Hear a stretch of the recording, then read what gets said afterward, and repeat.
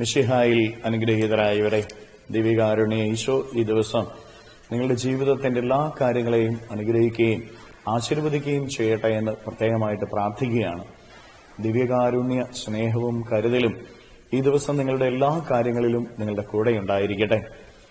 വിശുദ്ധ ലൂക്കായുടെ സുവിശേഷത്തിന്റെ 12-ാമത്തെ അധ്യായത്തിന്റെ 54 മുതലുള്ള തിരുവചന ഭാഗങ്ങളിലൂടെ ഈശോനാഥൻ പഠിപ്പിക്കുകയാണ്. പടിഞ്ഞാറ് മേഘം ഉയരുന്നത് കണ്ടാൽ മഴ വരുന്നു എന്ന് നിങ്ങൾ പറയുന്നു. അങ്ങനെ സംഭവിക്കുകയും ചെയ്യുന്നു. തെക്കൻ കാറ്റടിക്കുമ്പോൾ അത്യുക്ഷണമുണ്ടാകുമെന്ന് നിങ്ങൾ പറയുന്നു. അത് സംഭവിക്കുന്നു.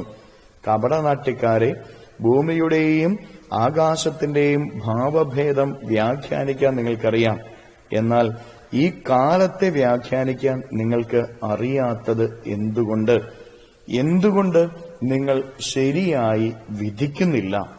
നീ ശത്രുവിനോടുകൂടെ അധികാരിയുടെ അടുത്തേക്ക് പോകുമ്പോൾ വഴിയിൽ വെച്ചു തന്നെ അവനുമായി രമ്യതപ്പെട്ടുകൊള്ളുക. അല്ലെങ്കിൽ അവൻ നിന്നെ ന്യായാധിപന്റെ അടുത്തേക്ക് കൊണ്ടുപോകുകയും ന്യായാധിപൻ നിന്നെ കാരാഗൃഹപാലകനെ ഏൽപ്പിക്കുകയും അവൻ നിന്നെ തടവിലാക്കുകയും ചെയ്യും. അവസാനത്തെ തൊട്ടുവരെ കൊടുക്കാതെ നീ അവിടുന്ന് പുറത്തു വരികയില്ല എന്ന് ഞാൻ നിങ്ങളോട് പറയുന്നു. പ്രിയപ്പെട്ടവരെ, പ്രകൃതിയെ നോക്കിക്കൊണ്ട് പ്രകൃതിയുടെ ഭാവഭേദങ്ങൾ മനസ്സിലാക്കി എന്താണ് സംഭവിക്കാൻ പോകുന്നത് എന്ന് നമ്മൾ ഓരോരുത്തരും പറയാറുണ്ട്. അത് മിക്കപ്പോഴും ശരിയായിരിക്കുകയും ചെയ്യും. എന്നാൽ കാലഘട്ടത്തെ വ്യാഖ്യാനിക്കാനായിട്ട് നമുക്ക് സാധിക്കുന്നില്ല. അതിനുശേഷം ഈശോനാഥൻ പറയുകയാണ്, നീ ന്യായാധിപന്റെ അടുത്തേക്ക് പോകുമ്പോൾ രമ്യതപ്പെട്ടുകൊള്ളുക. ഇല്ലെങ്കിൽ നിന്റെ ജീവിതം കാരാഗൃഹത്തിൽ അടയ്ക്കപ്പെടുന്ന ജീവിതമായിട്ട് മാറും. പ്രിയപ്പെട്ട ദൈവമക്കളെ, പ്രകൃതിയെ വ്യാഖ്യാനിക്കുന്ന നമ്മൾ നമ്മുടെ ജീവിതത്തിന്റെ പ്രവൃത്തിയുടെ അനന്തരഫലങ്ങളെ തിരിച്ചറിയാനും വ്യാഖ്യാനിക്കാനും പരിശ്രമിക്കുന്നുണ്ടോ?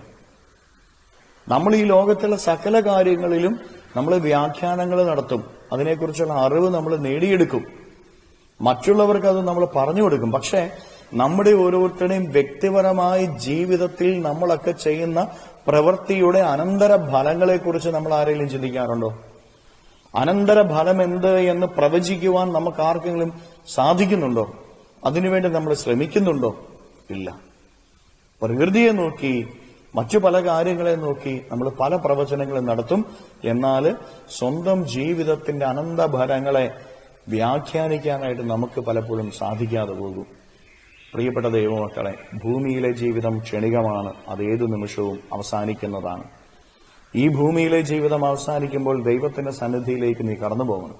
അവിടെ നീ വിധിക്കപ്പെടാതിരിക്കണമെങ്കിൽ, ആ വിധിയിൽ നരകാഗ്നിയിലേക്ക് നീ തള്ളപ്പെടാതിരിക്കണമെങ്കിൽ നിന്റെ പ്രവൃത്തിയുടെ അനന്തരഫലങ്ങളെന്നൊന്ന് ചിന്തിക്കുവാനും അനന്തരഫലങ്ങളെ ധ്യാനിച്ചുകൊണ്ട് നിന്റെ പ്രവൃത്തികളെ ശരിയാക്കാനും നിനക്ക് സാധിക്കണമെന്നാണ് ഈ തിരുവചന ഭാഗം നമ്മെ ഓരോരുത്തരെയും പഠിപ്പിക്കുന്നത്.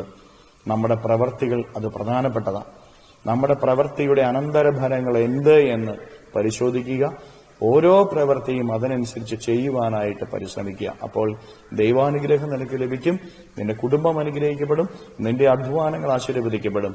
സ്വർഗം നേടിയെടുക്കുവാനായിട്ട് നിനക്ക് സാധിക്കുകയും ചെയ്യും. കരങ്ങളെ യാചനയോടെ പിടിച്ച് ഈ ദിവസത്തിന്റെ എല്ലാ കാര്യങ്ങളെയും ഈശോയുടെ സന്നിധിയിൽ സമർപ്പിച്ചുകൊണ്ട് നമുക്ക് സ്തുതിക്കാം. ഹല്ലേലൂയ. ഈശോയെ നന്ദി. Hallelujah, hallelujah, hallelujah, hallelujah, hallelujah, hallelujah. കർത്താവായ ഈശോയെ, മക്കളെ ഓരോരുത്തരെയും സമർപ്പിക്കുന്നു. ഇവരെ അനുഗ്രഹിക്കണമേ, ആശീർവദിക്കണമേ. ഇവരുടെ ജീവിതങ്ങളിലേക്ക്, ഇവരുടെ അധ്വാനങ്ങളിലേക്ക് അങ്ങ് കടന്നു ചെന്നുകൊണ്ട് ഇവരെ സഹായിക്കുകയും സംരക്ഷിക്കുകയും പരിപാലിക്കുകയും ചെയ്യണമേ.